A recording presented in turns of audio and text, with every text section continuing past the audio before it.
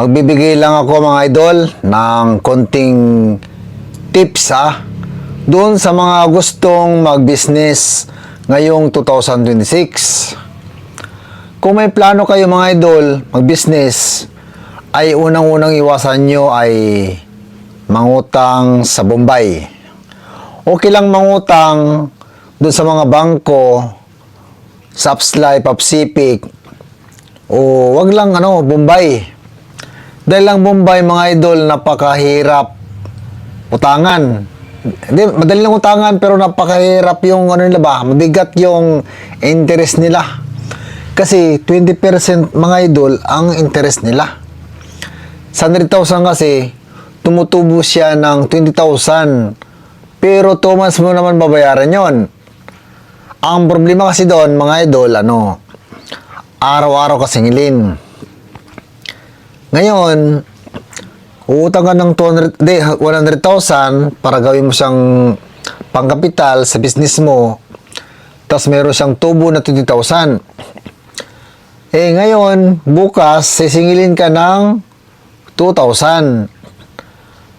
Ang maganda naman sa kanila, no requirements. Ang importante lang sa kanila, meron sila nakikita na tindahan o pwesto mo. At hindi na sila nangailangan ng ID. Basta importante, yung mukha mo lang, nakikita nila nandyan ka sa tindahan mo. At pwede ka na sila potangin. Kaya, mabilis nga mangutang sa kanila, pero mabilis din yung pagbagsak mo. Kasi wala akong nakikita na business, nagbe-business o nagninegosyo na gumandang buhay.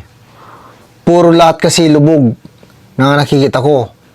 Kaya napakahirap mga idol umutang sa Bombay.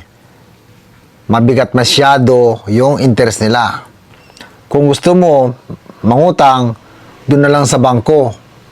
Dahil mababa lang yung tubo nila. Or doon sa Sapslay, Pacific, Imbay, ano ba dyan? Basta ganyan lang. Huwag din yung mga lending. Kasi ang lending kasi, mataas din yung interest. Parang nakakapares laki Bombay interest at yung pababayad, araw-arawin ka din. Kaya mahirap mga idol na ganun yung sistema, pagbabayad araw-araw. Dahil unang-una, di ka talaga makakaipon at hindi ka talaga makakadiskarte na maayos pag araw-arawin ka singilin.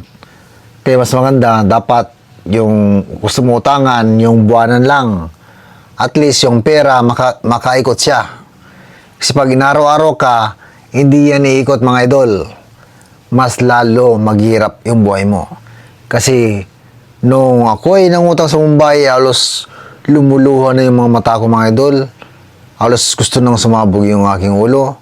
Dahil araw-araw na lang dyan si Mumbai. Tapos pag di ka nakapagbayad, ay may mga sinasabi na di maganda mga idol. Kaya sabi ko, ang hirap pala mangutang sa Mumbai. Kaya sabi ko, pinapangako ko, kahit wala na akong pagkapital, wag lang sa Mumbai. Sabi ko, napakahirap mga idol. Ilang sa akin mga idol, tips lang yung mga idol para maiwasan nyo yung dapat iwasan. Maraming salamat mga idol.